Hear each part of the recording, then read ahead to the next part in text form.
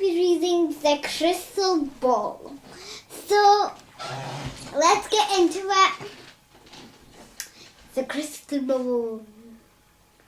There was once an enchantress with 3 sons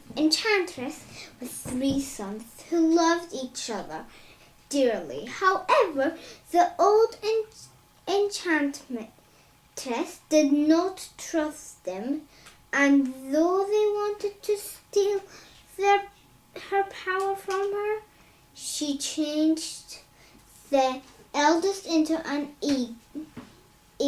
eagle, and he had to fly away and live in the mountains. She changed the second into a whale, and he was forced to live in the sea. But the 3rd son managed to run away before the wicked mother turned him into a beast too. At first, the 3rd son didn't know what to do with himself without his beloved brothers, but then he decided to rescue a king's daughter who had bewitched and impersonated in a castle called the Castle of the Golden Sun. Many young men had already died trying. Still, the youngest son was brave and made up his mind to this best. He traveled for a long time, seeking the castle, but he could not find it. One day he was going through a forest when he came across 2 arguing giants, one of them holding a hat. We both had... What's the hat now? The giant explained. We cannot decide who it rightfully belongs to. How can you fall out of so badly about a hat? Asked the youth. It is not ordinary. It is no ordinary hat, the second giant. It is a wishing hat. Whoever wears it can wish himself wherever he wants to go, and inside he will be there. Then the young man said, "Give me the hat. I will walk a short distance off and shout, 'Go!' You to start running, and whoever reaches me first will win the hat." The giants thought this brilliant idea. The giants thought this was a brilliant idea, and they gave him the wishing hat. So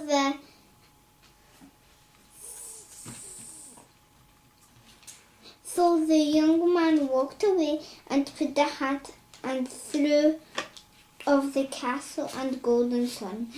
Immediately he found himself standing on a high mountain in front of the castle gate. He entered and climbed to the top of the highest tower, where he found the king's daughter. But how shocked he was! She had a wrinkly grey face, red eyes, and long greasy hair. Are you the king's daughter?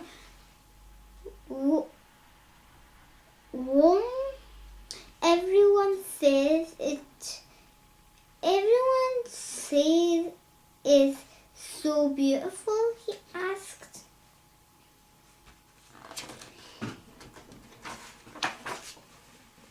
Politely trying to hide his surprise. "Yes," she answered, "but this is not what I really look like. I have been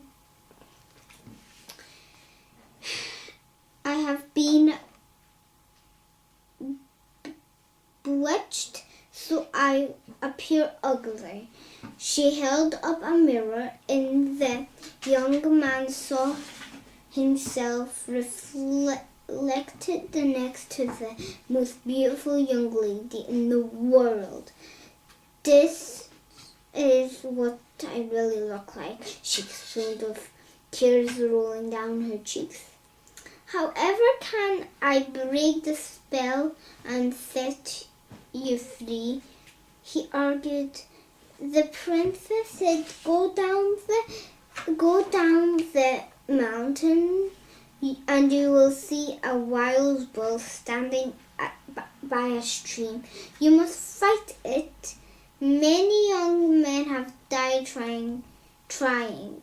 If you can kill it, a fairy bird will spring out of it. Inside the bird's body, a strange egg, and inside the egg, a crystal ball which holds the magic of the enchanter who bewitched me.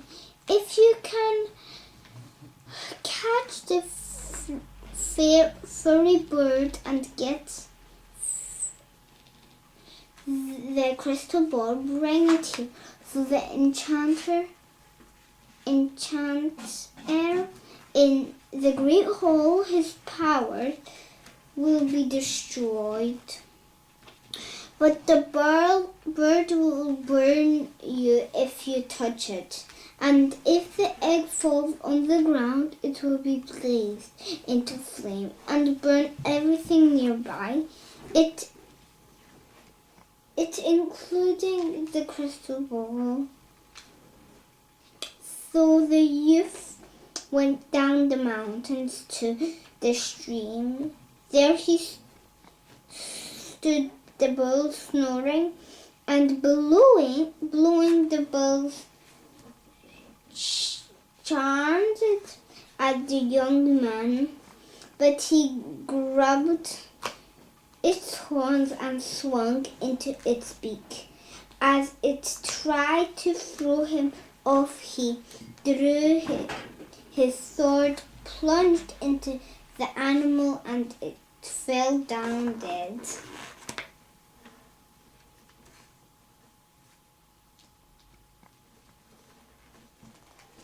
Straight away, a furry bird flew out of it, but it soared away into the sky. Just as the young man thought all hope was lost, an eagle, the young man's brother, suddenly swooped down from the clouds and humped the fairy bird out to sea.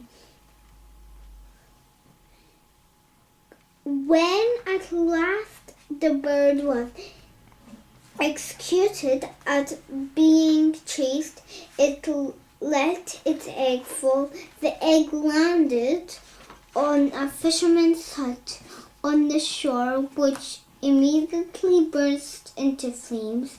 The young man started to disappear once more, but when the whale came swimming towards the shore, it was the young man's other brother. It made a huge wave which charged over the hut and put out the flames. When all was safe, the youth hurried to look for the egg. In ruins, luckily it had not been totally destroyed. Only the shell had melted, and he was able to take out the crystal ball unharmed. Carefully, he cracked it back to the castle of the golden sun. He soared into the great hall, where the enchanter sat poring over his book of black magic and held a crystal ball before him. Then a foreigner gave a cry of disappearance and disappeared into a flash of green fire. The young man's heart soared. He hurried to find the king's daughter, and when he entered her room, he found her sitting there as her true beautiful self. Next, he used the magic of the crystal ball to turn his faithful brothers back to their human forms. Then all they lived happily ever after in the castle of the golden sun, with the magic crystal ball to protect them, though no enchantress or enchanter ever bothered them again.